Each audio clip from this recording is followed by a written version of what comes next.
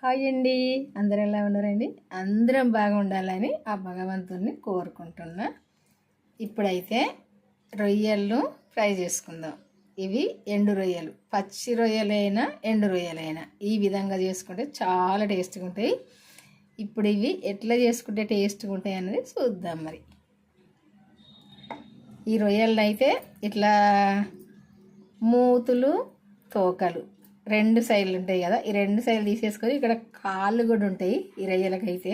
ఈ కాళ్ళు కూడా తీసేసుకొని శుభ్రంగా కడిగి తీసుకోవాలి. ఇప్పుడు ఇందులోకి ఒక ఉల్లిపాయ, ఒక నిమ్మకాయ, ఇంకా కూడా ఇందులో వేసేటివి ఉంటే చూపించుకుంటా వేస్తా. ఇప్పుడైతే స్టార్ట్ చేద్దాం. ఫస్ట్ అయితే ఈ ఉల్లిపాయను పేస్ట్ చేసుకోవాలి. రెండు సైడ్ల కట్ చేసుకొని, ఇంకా ఇది మనకు తెలిసిందే, పైన ఉన్న పొట్టు అయితే తీసుకొని 4 ముక్కలు చేసుకొని, ఇట్లా 4 ముక్కలు చేసుకొని అయితే ఇది ఇప్పుడు పేస్ట్ పట్టుకుందాం. దీన్ని కూడా 2 ముక్కలు కట్ చేసుకుందాం. ఇప్పుడైతే ఇది మొత్తం ఈ నిమ్మరసం మొత్తం పట్టదు, ఎందుకంటే ఇవి సెటాకు కొంచెం ఎక్కువ అవుతాయి.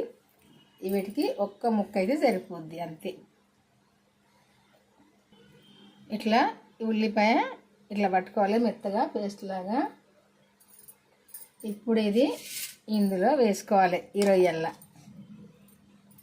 ఎందుకంటే ఇది మంచి టేస్ట్గా ఉంటుంది ఇట్లా చేసుకుంటే. ఈ ఉల్లిపాయ అంతా టేస్ట్ ఏది ఉండదు కదా. ఇది ఇందులో వేసుకొని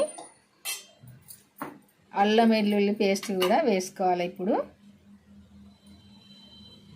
సరిపోద్ది మేము చేసే ఈ రొయ్యలకైతే. మనం మెంతులు, జీలకర్ర కూడా వేంపి పట్టుకుంటాం కదా, ఈ పొడి కూడా కొంచెం వేసుకోవాలి. గరం మసాలా, ఇదేంటంటే గరం మసాలా అంటే ధనియాలు, అన్ని మసాలాలు వేసి పట్టిన ధనియాల పొడి. ఇప్పుడు నిమ్మరసం పిండుకోవాలి ఒక ముక్క, ఎందుకంటే సరిపోద్ది, కొంచెమే కాబట్టి ఒక ముక్క సరిపోద్ది. చాలా అయితే ఒక కాయ మొత్తం పిండుకోవాలి, ఇంకా ఎక్కువ అయితే 2 కాయలైనా చేసుకోవచ్చు. ఇవి నేను ఎందుకంటే ఈ రొయ్యలు అయితే అర్ధపావు కంటే తక్కువనే అవుతాయి, చెటాక్ కంటే ఎక్కువ. 100 గ్రాములకు అయితే 100 గ్రాములు అవుతాయి అనుకుంటా. అయితే ఇప్పుడు ఇదైతే నిమ్మరసం మొత్తం పిండుకోవాలి. ఇలా సరిపోను ఉప్పు వేసుకోవాలి, కారం వేసుకోవాలి. 1 స్పూన్ అయితే సరిపోద్ది వీటికి. కొంచెం ఇంకా కారం కావాలనుకుంటే ఇంకా కొంచెం కూడా వేసుకోవచ్చు. ఇదంతా కూడా ఈ రొయ్యలకైతే పట్టేటట్టు ఇట్లా కలుపుకోవాలి మంచిగా. ఈ రొయ్యలకి ఇట్లా పట్టియాలి ఇదంతా, ఈ మసాలాలు, ఉప్పు, కారం, నిమ్మరసము, ఉల్లిపాయ పేస్టు అన్నీ కూడా ఇట్లా మంచిగా కలుపుకోవాలి. పచ్చి రొయ్యలైనా ఇట్లే చేసుకోవచ్చు. పచ్చి రొయ్యలు కూడా చేస్తా, ఈరోజైతే ఎండు రొయ్యలు చేస్తాను. ఇట్లనైతే కలుపుకోవాలి ఫస్ట్ అయితే. ఇప్పుడైతే ఇట్లా కలిపి ఇది పక్కకు తీసుకుందాము. ఇప్పుడు ఒక కడాయి పెట్టుకొని నూనె పోసుకోవాలి, సరిపోద్ది. నేను చేసే రొయ్యలకు నూనె ఏముంది, ఎవరము తినే అంత వాళ్ళు పోసుకోవచ్చు. ఈ నూనె అయితే కొంచెం వేడి కాగానే ఇప్పుడు ఈ రొయ్యలు అయితే ఇందులో వేసుకోవాలి. మనం ఈ మసాలా అన్నీ పట్టించినాం కదా ఈ రొయ్యలకు, ఇప్పుడు ఇవి ఇందులో వేసుకోవాలి. ఈ రొయ్యలను అయితే ఈ నూనెలో మంచిగా వేపుకోవాలి ఇట్లా.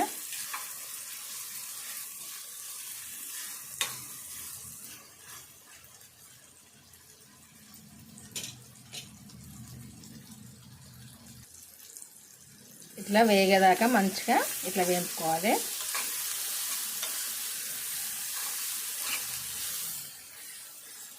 పచ్చి రొయ్యలైనా ఎండు రొయ్యలైనా ఇట్లా చేసుకుని అయితే చాలా టేస్ట్గా ఉంటాయి.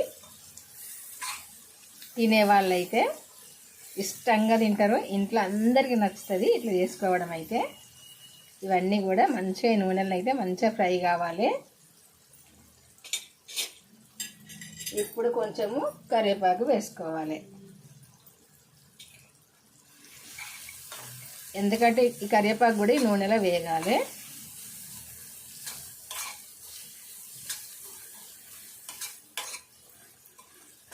ఇట్లనైతే కలుపుకోవాలి. ఇంకా వేగాలి ఇది మంచిగా. మూత పెట్టుకుందాం కొద్దిసేపు అయితే. కొంచెం కొత్తిమీర కూడా వేసుకొని కలుపుకొని మూత పెడదాం. కొంచెం స్టవ్ అయితే సిమ్లో పెట్టి చేసుకోవాలి, ఎందుకంటే మాడిపోతుంది.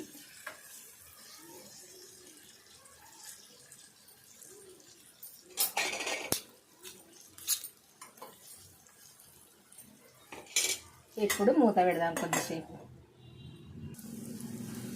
మరొకసారి కలుపుకోవాలి. ఇట్లా కలుపుకొని ఇదంతా మంచిగా దగ్గరికి వచ్చినాక కొంచెం కొన్ని నీళ్ళు పోసుకోవాలి. ఎందుకంటే కొన్ని పోసుకుంటే కొంచెం దగ్గరికి వచ్చేదాకా కలుపుకోవాలి.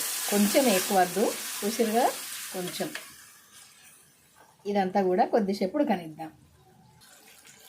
ఇట్లా ఉడకనియాలి. ఎందుకంటే మనము పోసుకున్న నూనె అంతా పైకి తేలేదాకా ఉడకనియాలి. ఇప్పుడైతే ఇట్లా పైకి తేలిందంటే కూర అయితే ఉడికినట్టు. ఈ రొయ్యల ఫ్రై అయితే చేయడం అయితే అయిపోయినట్టు. చూసారు కదా, ఇది వైపు చేసుకోవాలి. ఇంకా కూడా ఈ సూపు లేకుండా ఉడకాలి. ఫైనల్ కొంచెం కొత్తిమీర వేసుకొని కొంచెము వేంపిన ధనియాల పొడి వేసుకుందాము. ఇది వేంపిన ధనియాల పొడి ఇది వేసుకొని అంత ఒకసారి కలుపుకోవాలి. టేస్ట్ అంటే టేస్ట్ బ్రహ్మాండంగా అదిరిపోయేటట్టు ఉంటుంది ఇట్లా చేసుకుని అయితే రొయ్యలు. మీరైతే ఒక్కసారి అయితే చేసుకొని చూడండి, మళ్ళీ చేసుకోవాలనిపిస్తుంది. ఇంకొక ముద్ద అయితే ఎక్కువ తింటారు కానీ తక్కువనైతే తినరు ఇట్లా చేసుకొని తింటే. ఎందుకంటే అంత కమ్మగా అంటే అంత టేస్ట్గా ఇంత వేసుకుంటే సరిపోనన్నం తినచ్చు, అంత బాగుంటుంది. ఎక్కువ చింతపండు సూపు పోసి వండుకోవాల్సిన అవసరం లేదు. ఇట్లా కొంచెం నిమ్మరసం వేసుకొని ఇట్లా చేసుకుంటే అయితే టేస్ట్ అంటే టేస్టే ఉంటుంది. ఇది ఎట్లా చేసుకోవాలనుకుంటే మన ఛానల్కి వెళ్ళి వీడియో చూసి చేసుకోండి. ఏమేమి వేసి చేసినా ఎట్లా చేసిండు అన్నది మీరు చూసి మీరు చేసుకోండి. మీకు తెలిసిన వాళ్ళకి షేర్ చేయండి, మీ ఫ్రెండ్స్కి కానీ చుట్టాలకు కానీ అందరికి షేర్ చేయండి. అందరికి షేర్ చేసి మన ఛానల్ అయితే ఫస్ట్ టైం చూసే వాళ్ళైతే సబ్స్క్రైబ్ చేసుకొని లైక్ అయితే చేయండి. మీ అందరికీ నచ్చింది అనుకుంటా, ఇది కంపల్సరీ నచ్చుతుంది.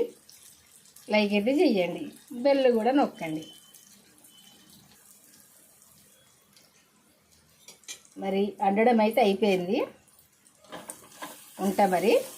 ఈ రొయ్యల ఫ్రై అయితే చేయడం అయిపోయింది. చూసారు కదా, ఇదిగో ఇట్లా దగ్గరికి రావాలి. ఇట్లా దగ్గరికి వస్తే అయిపోయినట్టు.